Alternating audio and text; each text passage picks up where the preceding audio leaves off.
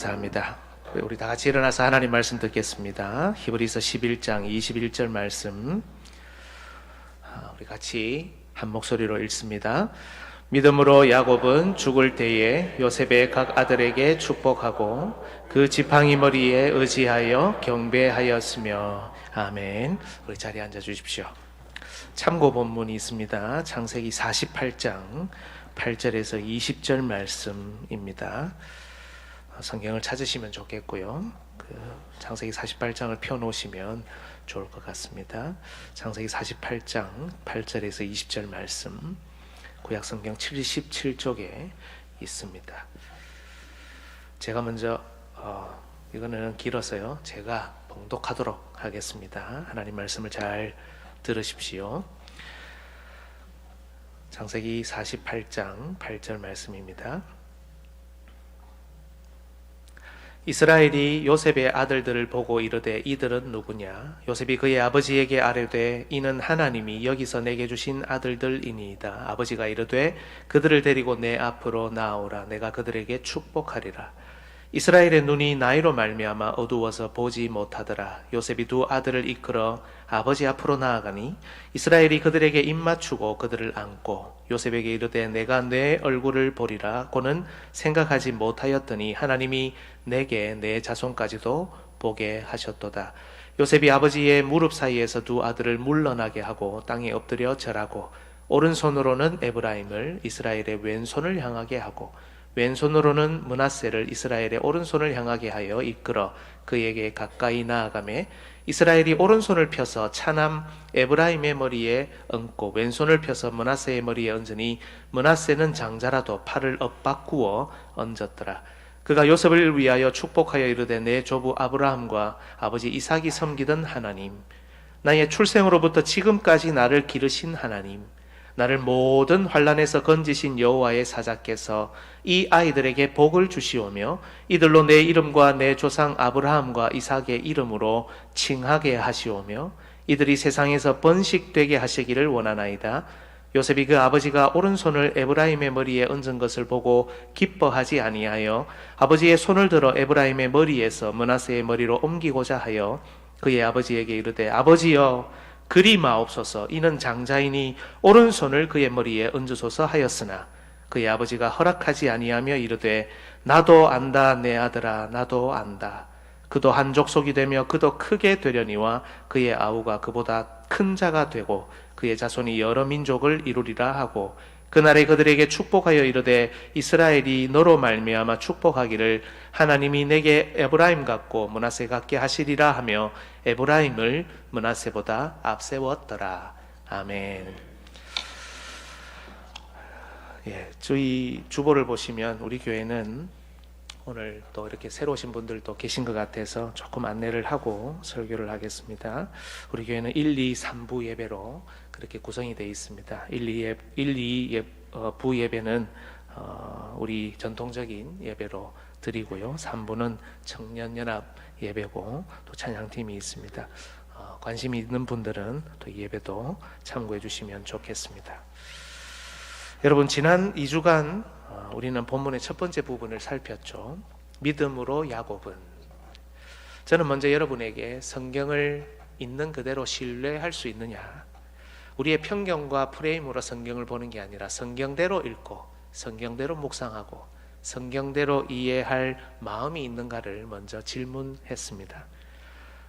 야곱의 잘못, 야곱의 속임수, 야곱의 실수, 이기적인 성향만 우리는 종종 떠올릴 때가 있지만 성경은 오히려 곳곳에서 야곱의 믿음, 그것을 강조하고 있기 때문입니다. 야곱이 죽을 때에 요셉의 각 아들에게 축복하고, 이 부분에서 우리는 먼저 죽음 앞에서도 번성함이라는 하나님의 약속을 사모했던 그 야곱의 그 신앙을 보았습니다. 야곱은 그저 자손만 많아지는 것 정도가 아니라 이 자기의 자녀들이, 이 자신이, 가정이 많은 지파와 백성이 나오는 그런 나라로 번성해 가야 한다는 것을 정확히 이해하고 있었습니다. 그래서 그는 죽음 앞에서도 요셉의 두 아들을 아낌없이 자신의 아들로 삼고 축복하며 그 지파와 그 가족의 수를 늘렸던 것입니다. 또한 우리는 요셉의 각 아들을 축복한 것이 요셉의 중보자적인 위치를 견고하게 했다는 사실을 살폈습니다. 특히 이 연약한 공동체는 중보자를 미워하고 배척하며 또 심지어 이방에게 팔아넘긴 그런 잘못된 역사, 슬픈 범죄의 항목들을 가지고 있었습니다. 이것은 일찍이 장자로서의 요셉의 위치를 야곱이 견고히 세우지 못한 결과였죠. 하지만 야곱은 죽을 때에 손자들을 축복하는 것을 통해 요셉을 자신의 위치로 끌어올려 이 가정에서의, 이 공동체에서의 중보자의 위치를 견고히 세우고 세상을 떠난 것입니다. 이제 이 연약한 공동체는 과거의 잘못과 실수를 딛고 중보자와 함께 다시 한번 일어나 앞을 향해 전진하게 되는 힘을 얻게 된 것입니다. 오늘은 세 번째 시간이죠. 다음 주가 마지막이 됩니다. 다음 주는 두 번째 문장, 야곱이 죽을 때에 지팡이 머리에 의지하여 경배하였으며, 이것을 살피기로 하고, 오늘은 지난주에 살피지 못했던 야곱이 손자들을 축복한 사건의 남은 부분을 살피고자 합니다. 바로 오늘 우리가 참고 본문에서 들었던 것처럼 야곱이 손주들을 축복했는데 손을 엇갈리게 해서 그렇게 축복했다는 내용입니다. 여러분, 성경을 보면 오른손은 보통 힘과 능력을 상징합니다. 두려워하지 말라, 내가 너와 함께함이라, 놀라지 말라, 나는 내 하나님이 됨이라, 내가 너를 굳세게 하리라, 참으로 너를 도와주리라. 우리가 좋아하는 구절이죠. 참으로 나의 의로운 오른손으로 너를 붙들리라. 하나님은 너를 지키시는 자, 너의 어느 편에요? 우편에 그늘 되시니. 주여, 주의 오른손으로 우리를 구원하소서. 주의 오른손으로 권능을 베푸소서. 이런 표현들이 시편에 즐비합니다. 즉, 오른손으로 장자를 축복하는 것은 통상적으로 언약 공동체 안에서 이견 없이 사용되던 방법이었습니다. 그래서 요셉도 처음에는 아버지의, 여러분이 야곱이다 생각하고 제가 요셉이다 생각하면 오른편으로, 아버지의 오른손 쪽으로, 즉 자신의 왼손으로 므낫세를 향하게 했고, 아버지의 왼손 쪽으로, 즉 자신의 오른손으로 에브라임을 이끌어 갔던 겁니다. 그런데 야곱은 손을 교차해서 이 장자와 차자의 순서를 바꾼 겁니다. 요셉은 이것이 달갑지 않았습니다. 아버지의 말씀에 항상 순종하던 요셉이었지만 처음으로 반대 의견을 냅니다. 사실 이것은 우리가 인간적으로도 충분히 이해할 수 있는 부분입니다. 가슴고생 다 겪었습니다. 천신만고 끝에 애굽에서 성공하여 가정을 꾸렸죠. 드디어 첫째 아들이 태어났습니다. 여러분, 얼마나 기뻤겠습니까? 그래서 그는 그의 아들의 이름을 므낫세라고 지었습니다. 그 이름의 뜻이, 요셉이 그의 장남의 이름을 므낫세라 하였으니 하나님이 내게 내 모든 고난과 내 아버지의 온 집의 일을 잊어버리게 하셨다. 요셉에게 므낫세는 여러분, 하나님을 향한 고백이었고 기쁨이었습니다. 지난날의 아픔에 대한, 모든 아픔에 대한 하나님의 보상이었습니다. 그런데 아버지가, 이 눈이 보이지 않는 아버지가, 이 병든 아버지가 이 아들을 장자가 아닌 차자로 대하니 누가 이게 달가웠겠습니까? 그래서 아버지의 손을 옮기려고 하는데 야곱은 이것을 허락하지 않습니다. 창세기 48장 19절, 그의 아버지가 허락하지 아니하며 이르되 나도 안다 내 아들아, 나도 안다.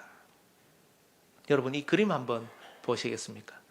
이 장면을 그대로 잘 묘사한 그림인데요, 왼쪽이 야곱이죠. 야곱의 눈을 한번 잘 보십시오. 초점이 안 맞습니다. 보이실는지 모르겠는데요, 초점이 안 맞습니다. 눈이 안 보인다는 뜻이죠. 요셉의 얼굴을 보면 조금 놀란 표정입니다. 그리고 지금 손을 맞바꾸어서 므낫세와 에브라임을 이렇게 바꾸어서 지금 축복하고 있는 장면이죠. 오른손이 향하고 있는 저 친구가 에브라임입니다. 에브라임의 표정을 봐도 에브라임도 놀란 그런 모습입니다. 여러분, 야곱이 눈이 어두워서 이것이 일어난 일이 아니라는 겁니다. 나도 안다 내 아들아, 나도 안다. 눈이 보이지 않았기 때문에 야곱이 이렇게 한 일이 아니라는 겁니다. 죽을 때가 되었고 육신이 병들고 심히 약해져서 판단이 흐려졌기 때문에 일어난 일이 아니라는 겁니다. 비록 야곱의 눈은 보이지 않았지만 분명 야곱은 자신의 이 오른손에 누가 있었고 자신의 왼쪽에 또 누가 있었는지 정확히 알고 있었습니다. 그리고 이 손을 어긋맞게 해서 축복해야 하는지, 왜 이렇게 해야 하는지, 왜 이것이 믿음인지 알고 있었던 겁니다. 그래서 야곱이 요셉에게 나도 안다, 내 아들아, 나도 안다, 이렇게 말한 겁니다. 눈이 보이지 않았던 야곱은 도대체 무엇을 보았을까요? 왜 이렇게까지 해야 했을까요? 여러분, 먼저 야곱이 손주들을 축복하는 내용을 한번 보십시오. 창세기 48장 15절에서 16절, 오늘 읽은 본문이죠. 참고 본문이죠. 그가 요셉을 위하여 축복하여 이르되 내 조부 아브라함과 아버지 이삭이 섬기던 하나님, 나의 출생으로부터 지금까지 나를 기르신 하나님, 나를 모든 환난에서 건지신 여호와의 사자께서 이 아이들에게 복을 주시며, 야곱이 부르는 하나님의 이름은 할아버지 아브라함 그리고 아버지 이삭이 섬기던 하나님입니다. 그리고 야곱의 출생으로부터 지금 죽음 앞까지 인도하신 그 하나님입니다. 그리고 야곱이 당한 모든 환난에서 건져내신 하나님입니다. 여러분, 성경에 나오는 이런 익숙한 표현들이 있죠. 아브라함의 하나님, 이삭의 하나님, 야곱의 하나님, 이런 표현을 그냥 대충 한 표현으로 그냥 마치 주문처럼 입에 달린 말처럼 했다고 생각하시면 안 됩니다. 성경의 인물들이 별 의미 없이 그냥 늘 익숙한 대로 그냥 사용한 그런 표현이 아니라는 말씀입니다. 즉, 이 표현은 여러분, 자기와 자기 조상들을 도와주셨던 하나님을 죽음 앞에서 그저 한번 떠올리는 그런 회상하는 표현이 아닙니다. 특히 나의 출생으로부터 나를 지금까지 기르신 하나님, 이 표현은 정말 독특한 표현입니다. 야곱의 지난 모든 세월이 담겨져 있죠. 그의 출생부터 죽음까지 이 모든 세월이 하나님의 인도와 섭리 아래에 담겨져 있음을 드러내는 표현입니다. 그런데 여러분, 지금 야곱은 장자와 차자를 바꾸어 축복하고 있습니다. 그냥 평범한 표현이 아니라 장자권, 지금 장자의 문제가 여기에 있죠. 장자권과 관련해서 지금 야곱이 부르고 있는 하나님을 묵상해 보십시오. 야곱의 출생부터 그가 12지파의 아버지로 살아온 이 모든 과정, 그리고 죽음 앞에서도 지금 또 다른 지파를 세워나가고 있는 이 일련의 모든 사건들, 심지어 그가 살면서 당한 모든 환난까지, 야곱이 왜 이런 인생을 살아야 했습니까? 그것은 여러분, 바로 하나님께서 형 에서를 택한 것이 아니라 동생 야곱을 택했기 때문 아닙니까? 하나님께서 에서가 아닌 야곱을 통해 약속을 이어가도록 태어날 때부터 부르셨기 때문에 야곱은 이런 인생을 살아야 했던 겁니다. 복중에서도 형이랑 싸웠습니다. 출생할 때도 먼저 나가는 형의 발 뒤꿈치를 잡고 나왔습니다. 복중의 태아가 출생하는 이 아이가, 신생아가 뭘 알겠습니까? 하나님께서 야곱을 처음부터 이런 인생을 살도록 그렇게 섭리하신 겁니다. 이후에도 야곱은 장자권을 끊임없이 소망해야 했습니다. 육신의 순서를 우선시하는 아버지와 형의 의지를 꺾고 하나님이 약속해 주신 이 장자권이라는 약속을 차지하며 하나님의 뜻을 이루어내야 했습니다. 이 일들이 마음 편한 일입니까? 아버지와 형을 꺾어야 되는데요. 또한 장자권 때문에, 약속 때문에 어려움도 마다하지 않았습니다. 큰 민족을 이루기 위해 머나먼 나그네 길을 올라야 했고 결국 그는 어머니의 죽음도 보지 못했습니다. 그리고 야곱은 그 자신이 그랬던 것처럼 하나님께서 형들이 아닌 동생 요셉에게 장자에 어울리는 은사와 자질을 갖추게 하신 것을 보았습니다. 이런 세월을 살아왔던 야곱이 또 다른 하나님의 이와 같은 부르심, 다음 때에도 이런 방식으로 해나가시는 이 부르심을 보았을 때 마냥 즐거웠을까요? 어떤 고생을 할지 뻔히 보이는데요. 그러나 이것을 인정하고 받아들여야 했고, 이것은 역시 이 가정에 앞으로 일어날 온갖 갈등과 환난, 아픔과 괴로움을 겪는 출발점이었습니다.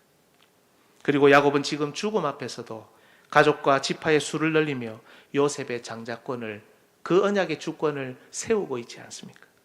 여러분, 장자권, 특히 차자를 장자로 세우시는 이 하나님의 뜻과 섭리를 빼면 야곱의 인생은 설명이 안 됩니다. 야곱은 바로 이런 자신을, 이런 과정으로 인도하신, 죽음 앞에서 손자들을 축복하는 이 현장 앞에서 하나님의 이름을 부르고 있는 겁니다. 이것은 할아버지 아브라함과 아버지 이삭의 인생에도 마찬가지였습니다. 이들을 부르시고 선택하신 하나님의 방식은 정말 신비롭고 놀라운 그 자체였습니다. 나이 많아 힘없고 자녀를 가질 수 없는 아브라함을 부르셨죠. 하나님은 아브라함이 드디어 연약해졌을 때, 아무것도 할 수 없을 때 부르시고 선택하신 겁니다.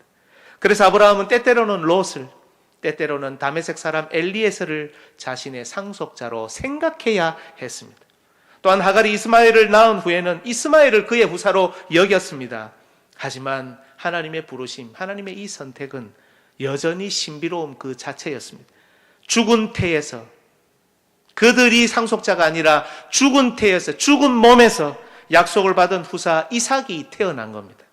육신의 순서로는 이스마엘이 먼저지만 약속의 후사, 언약의 장자는 이삭이었습니다. 야곱을 이렇게 인도하셨던 하나님은 사실 그의 아버지와 그의 할아버지도 동일한 방식으로 인도하신 바로 그 하나님이셨던 겁니다. 야곱은 이 축복의 현장에서 바로 이 하나님의 이름을 부르며 하나님께서 이 언약 공동체를 인도하시는 방식, 바로 작은 아들을 큰 아들보다 앞세워서 공동체를 이끌어 오신 방식을 기억하고 있습니다. 자기와 자기 선조들을 이런 방식으로 부르셨고 이런 방식으로 인도하셨던 것처럼 요셉과 그의 두 아들의 시대에도 하나님은 먼저 된 자, 큰 자가 아니라 나중된 자, 그리고 작은 자를 통해 역사하실 것을 바라보고 있었던 겁니다. 그래서 그는 조금도 주저하지 않고 손을 바로 어긋맞겨 교차하여 에브라임을 언약의 장자로, 므낫세를 차자로 축복했던 겁니다. 과거 자신의 아버지 이삭을 기억해 보십시오. 이삭은 눈이 어두워 하나님의 뜻과는 정반대로 에서를 장자로 축복하려고 했습니다. 그죠? 창세기 27장 1절 4절 한번 같이 읽겠습니다. 시작. 이삭이 나이가 많아 눈이 어두워 잘 보지 못하더니 맏아들 에서를 불러 이르되 내 아들아 하매 그가 이르되 내가 여기 있나이다 하니 4절입니다. 내가 즐기는 별미를 만들어 내게로 가져와서 먹게 하여 내가 죽기 전에 내 마음껏 내게 축복하게 하라. 아멘. 여러분, 결코 이 순서는 의미 없이 기록된 게 아닙니다. 나이 많아 눈이 어두워서 보지 못하더니 고기를 만들어 갖고 온다. 별미를 가져오면 내가 너에게 축복하겠다. 여러분, 이삭은 실제로 눈이 어두웠을 뿐만 아니라 영적인 상태 역시 어두워져 있었다는 것을 이 본문은 보여줍니다. 먹을 것에 눈이 멀어 하나님의 뜻보다 육신의 순서를 더 중요하게 여기고 있었다는 사실입니다. 하지만 야곱은 똑같은 조건에서도 과거 아버지의 실수를 되풀이하지 않았습니다. 야곱은 아버지의 실수까지도 만회하는 사람입니다. 창세기 48장 10절을 보십시오. 이스라엘의 눈이 나이로 말미암아 어두워서 보지 못하더라. 같은 조건이었지만 야곱은 그의 영적인 눈을 열어 보이지 않는 하나님의 약속, 하나님 나라의 원리, 하나님께서 이 구원 역사를 이끌어 가시는 그 방식 그대로를 바라보았습니다. 보이지 않았지만 그 순서를 바꾸어 그래서 손주들을 축복한 것입니다. 사랑하는 여러분, 성경 전체를 보면 정말 우리 하나님은 이 놀라운 구원의 역사, 이 장대한 역사 가운데서 한결같은 방식으로 이대해 오셨습니다. 가인보다 누구를 먼저 택했습니까? 아벨을. 이스마엘보다는 이삭을, 에서보다는 야곱을, 형들보다는 요셉을, 므낫세보다는 에브라임을, 아론보다는 모세를, 형들보다는 다윗을, 형들보다는 솔로몬을 앞세우셨습니다. 그죠? 이러고 보니 너무 자주 이런 일이 일어났죠. 뒤에 출생한 자들을, 작고 연약한 자들을, 순서상 그 권리가 적은 자들을 통해 하나님의 나라가 앞을 향해 가도록 하셨다는 겁니다. 오해하지 마십시오. 우리 중에 큰아들도 저는 작은 아들입니다. 우리 중에 큰아들이신 분들도 계시지 않습니까? 장자들이 잘못이 있어서 그런 게 아닙니다. 또 신약은 다르죠. 그죠? 하나님의 주권이었고 하나님의 섭리였습니다. 하나님 나라는 세상 나라와는 다른 나라였기 때문입니다. 타락한 세상 나라에서는 당연했던 것이 하나님 나라에는 당연하지 않기 때문입니다. 인간들이 자신의 관점으로 기대하는 것이 하나님 나라에서는 전혀 맞지 않기 때문입니다. 그렇다면 여러분은 어떻습니까? 여러분은 하나님 나라에 자신을 맞추고 있습니까? 아니면 여러분 자신에게 하나님 나라를 맞추고 있습니까? 하나님 나라라는 곳이 바로 이런 은혜가 있는 곳이라는 사실, 성경 전체에 걸쳐서 나타남에도 불구하고 우리에게는 여전히 세상의 관점, 육신의 순서가 중요하지 않습니까? 이 순서를 따라 줄을 세우고 이 순서를 따라 순번을 정하지 않습니까? 이게 마치 하나님 나라의 원리와 질서인 것처럼 말입니다. 똑같습니다, 여러분.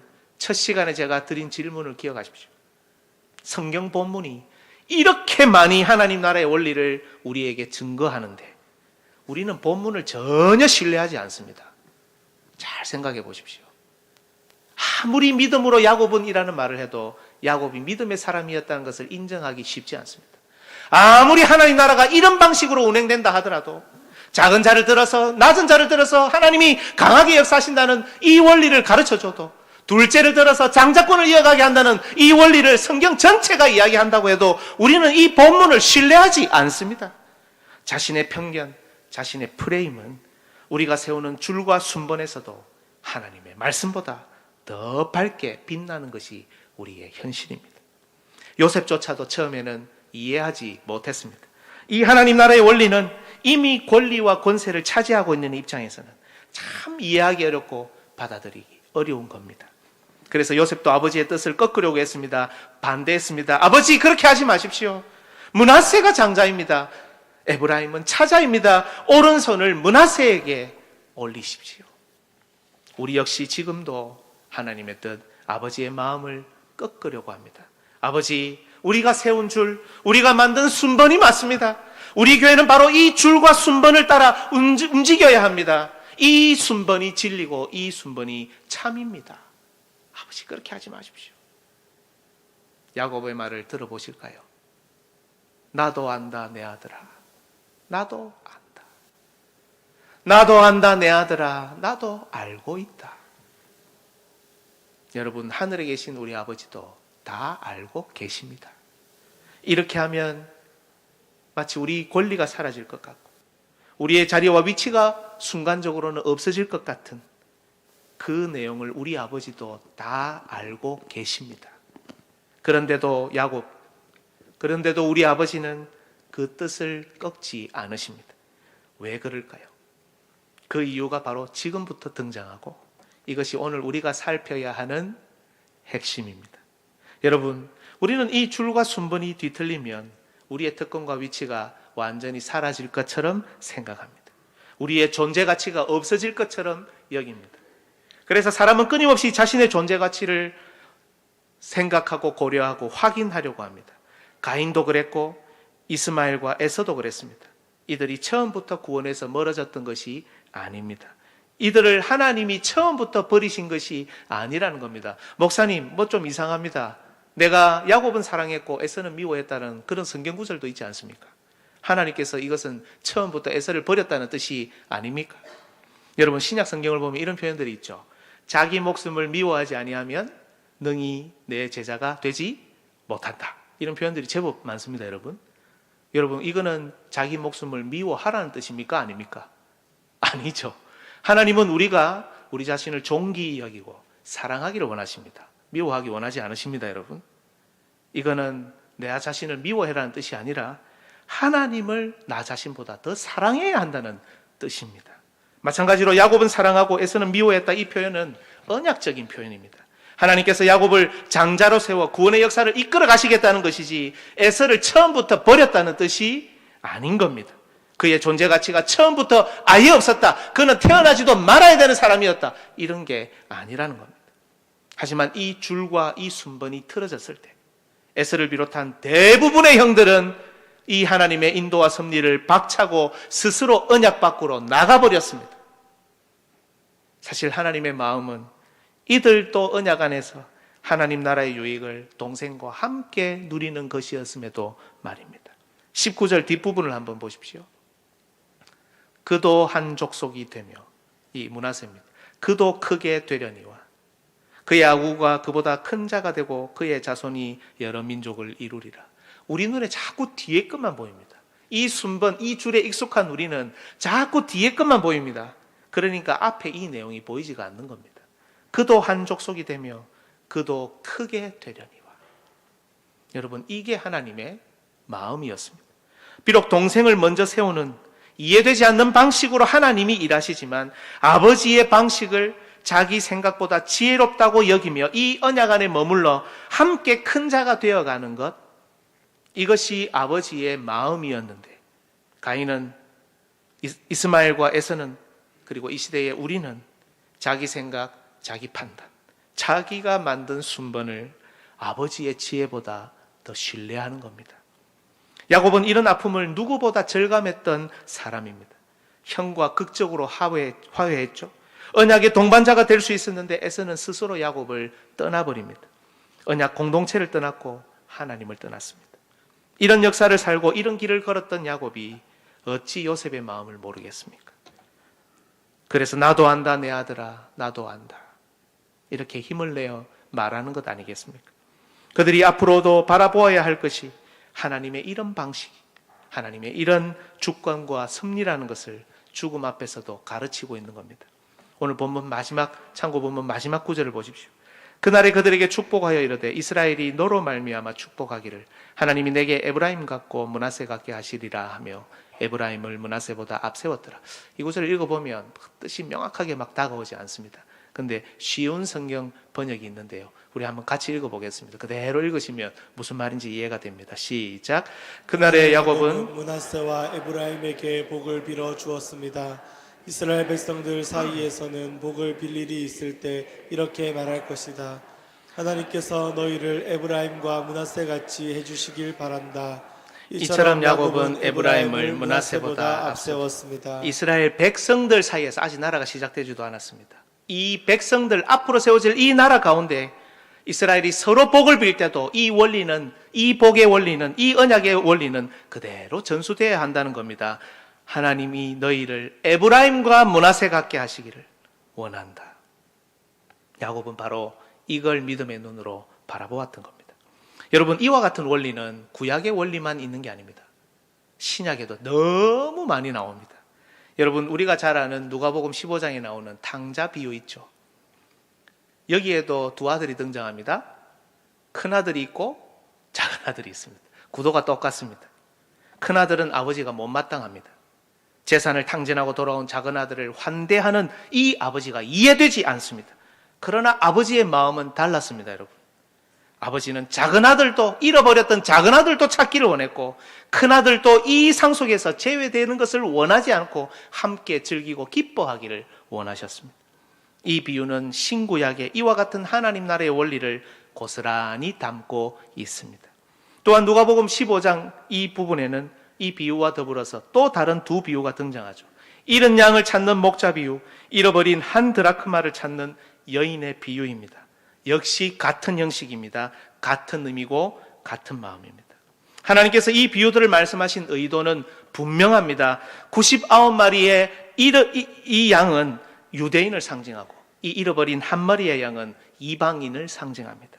큰아들 역시 유대인을 상징하고, 잃어버린 양은 이방인을 상징합니다. 잃어버린 드라크마 역시 이방인을 상징합니다.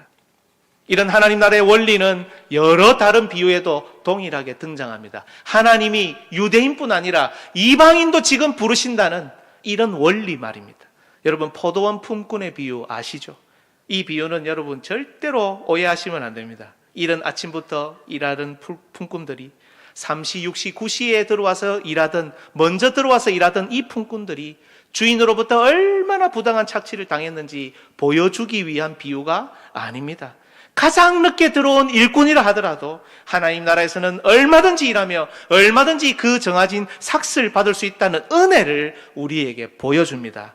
이 비유의 결론이 이것이죠. 같이 읽겠습니다. 시작. 먼저 되고 먼저 된 자로서 나중 되리라. 원리가 다 똑같죠.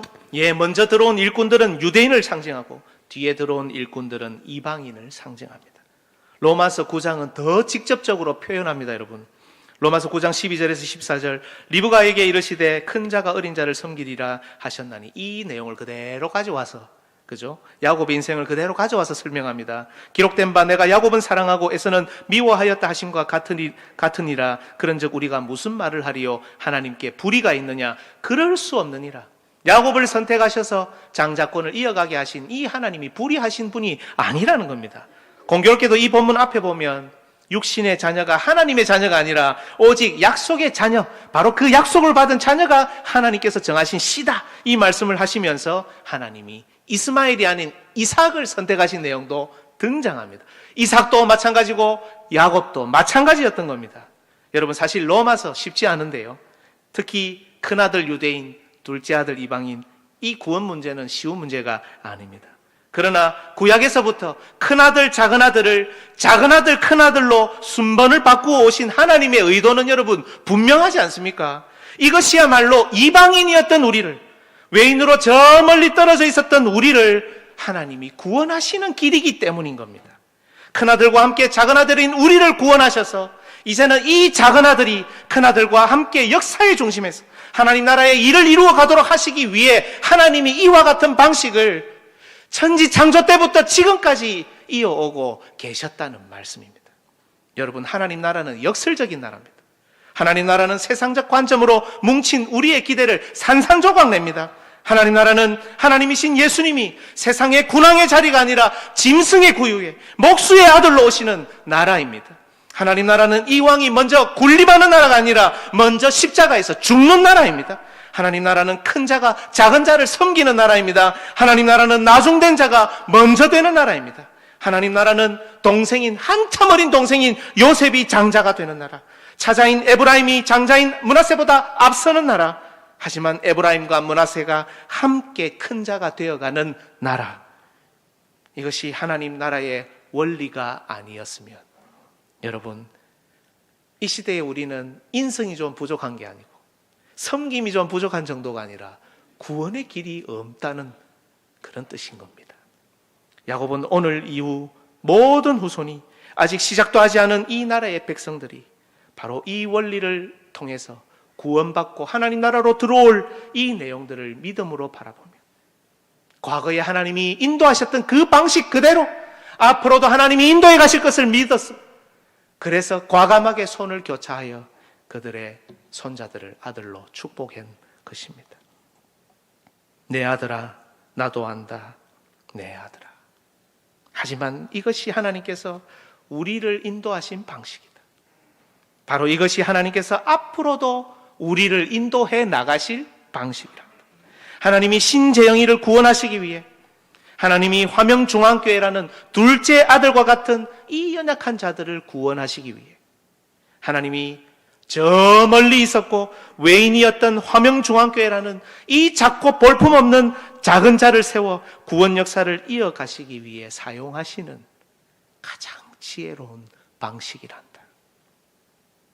오늘 내가 나의 오른손을 에브라임 머리 위에 올리지 않으면 화명중앙교회는 하나님 나라의 일원으로 세워질 수 없단다. 이제 내 손을 교차해서 올려도 되겠니? 주 안에서 살아가는 성도 여러분, 저는 오늘 이 말씀 앞에서 우리 안에 계신 성령님이 우리의 마음을 움직이시기를 원합니다. 우리가 혹 세상의 순번을 너무 잘 알고 있어서 손을 교차하지 못하는 것은 아닌지, 아니면 우리가 이것을 다 알고 있지만 믿음으로 손을 교차해서 과연 축복할 수 있는지, 여러분 각자가 하나님 말씀 앞에서 대답하시기 바랍니다. 연소한 담임 목사가 이 자리에 있습니다. 연소한 교역자들이 여기에 있습니다. 나보다 연소한 직분자가 우리 교회에 있습니다. 비교적 우리보다 늦게 교회에 오신 분들이 이 자리에 많습니다. 새로운 신자들이 우리에게 있습니다. 무엇보다도 다음 세대들이 있습니다. 육신의 순번은 역사상 단 한 번도 없었던 적이 없고, 동서고금을 막론하고 지금 우리에게도 여전히 남아 있습니다. 하나님은 이 순번을 뛰어넘어 우리에게 복음을 전달해 주셨는데, 우리는 과연 이 순번을 뛰어넘을 수 있냐는 질문입니다. 무익한 종으로 아버지와 함께 둘째를 반기는 큰아들로 함께 할 수 있냐는 하나님의 질문입니다. 올해 금요일에는 여러분 집회가 많습니다. 이 순번에 대한 이야기를, 구체적인 예를 하나 들어서 드리고 마치려고 합니다. 유초등부 집회를 했고요. 중고등부 집회를 했습니다. 앞으로 청년부 집회가 있고 3040 집회가 2번이나 있고 제가 괴롭히려고 만들었습니다. 3040 여러분 도망갈 생각하지 마십시오. 괴롭히려고 2번 만들었습니다. 그리고 우리 70대 이상 어르신들 집회가 있습니다. 연합 목장 모임이 있고 온 가족 기도회가 있습니다. 한 달에 한 번꼴로 금요일 날 우리는 집회가 있습니다. 하나님 나라의 뒤에 들어온 자들이 그렇게 찬양하고 기도하고 하나님 나라의 잔치를 벌이고 있는데, 약속을 사모하며 뭔가를 해보려고 하고 있는데, 여러분은 혹시 큰 아들처럼 방관자가 되어 있지 않냐는 겁니다. 우리 교회는 예배와 집회를 구분합니다. 주일 오전, 오후는 예배입니다. 예배는 예배답게, 집회는 집회답게, 기도회는 기도회답게 하자는 겁니다. 금요 기도회를 살려서 함께 기도하며 힘있게 동행하자는 의도가 여기에 포함되어 있습니다. 자기 부서가 아니고 자기 연령대가 아니면 방관해도 됩니까? 문자 보내드리고 광고하고 많이들 오십시오. 같이 기도합시다. 전혀, 물론 전혀는 아닙니다. 많이들 오시는데요. 아직도 움직이지 않는 분들이 있습니다. 여러분, 우리는 서로 응원하고 서로 기도할 수는 없는 겁니까? 3040들이 집회할 때는 자녀 돌보미가 필요하겠죠. 그래서 우리 청년들과 어른들이 필요합니다. 어르신들 집회할 때는 모시고 오고 밤이니까요. 모셔다 드려야 되니 우리 젊은이들이 3040이 필요합니다.